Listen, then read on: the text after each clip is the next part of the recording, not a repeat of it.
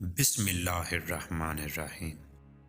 امام احمد بن حنبل رحمۃ اللہ علیہ کی اپنے بیٹے کو خوشگوار ازدواجی زندگی کے لیے 10 قیمتی نصیحتیں۔ ناظرین، امام احمد بن حنبل نے اپنے صاحبزادے کو شادی کی رات 10 نصیحتیں فرمائیں۔ بیٹا، تم گھر کا سکون حاصل نہیں کر سکتے جب تک کہ اپنی بیوی کے معاملے میں ان 10 عادتوں کو نہ اپناؤ، لہٰذا ان کو غور سے سنو اور عمل کا ارادہ کرو۔ پہلی یہ کہ عورتیں تمہاری توجہ چاہتی ہیں اور چاہتی ہیں کہ تم ان سے واضح الفاظ میں محبت کا اظہار کرتے رہو، یعنی کہ بیوی کے ساتھ محبت کا اظہار بھی ضروری ہے۔ دوسری یہ کہ لہٰذا وقتاً فوقتاً اپنی بیوی کو اپنی محبت کا احساس دلاتے رہو اور واضح الفاظ میں اس کو بتاؤ کہ وہ تمہارے لیے کس قدر اہم اور محبوب ہے۔ اس گمان میں نہ رہو کہ وہ خود سمجھ جائے گی۔ یاد رکھو، اگر تم نے اس اظہار میں کنجوسی سے کام لیا تو تم دونوں کے درمیان ایک تلخ دراڑ آ جائے گی جو وقت کے ساتھ بڑھتی رہے گی اور محبت کو ختم کر دے گی۔ تیسری، عورتوں کو سخت مزاج اور ضرورت سے زیادہ محتاط مردوں سے کوفت ہوتی ہے، لیکن وہ نرم مزاج مرد کی نرمی کا بے جا فائدہ اٹھانا بھی جانتی ہے، یعنی کہ زیادہ نرم لہجہ بھی نہیں رکھنا۔ وہ آپ کا ناجائز فائدہ اٹھانا شروع کر دیں گی، اور زیادہ سخت مزاج بھی نہیں رہنا کہ وہ آپ سے متنفر ہو جائیں۔ اعتدال پسندی کی زندگی میں رہنا ہے، کبھی نرم کبھی سخت۔ لہٰذا ان دونوں صفات میں اعتدال سے کام لینا تاکہ گھر میں توازن قائم رہے اور تم دونوں کو ذہنی سکون حاصل ہو۔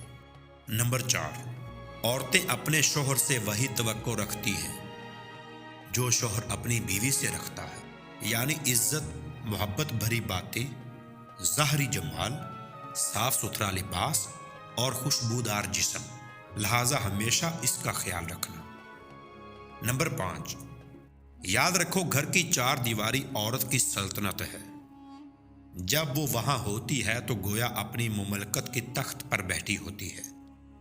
اس کی اس سلطنت میں بے جا مداخلت ہرگز نہ کرنا اور اس کا تخت چھیننے کی کوشش نہ کرنا۔ جس حد تک ممکن ہو گھر کے معاملات اس کے سپرد کرنا اور اس میں تصرف کی اس کو آزادی دینا۔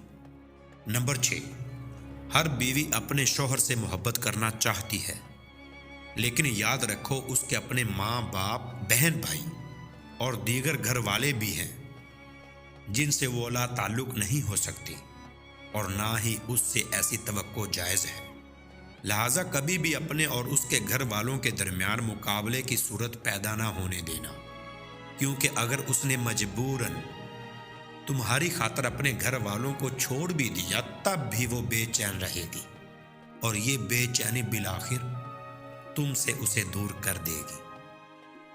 نمبر 7، بلا شبہ عورت ٹیڑھی پسلی سے پیدا کی گئی ہے اور اسی میں اس کا حسن بھی ہے، یعنی کہ اس کی پسلی میں جو ٹیڑھا پن ہے یہی اس کا حسن ہے۔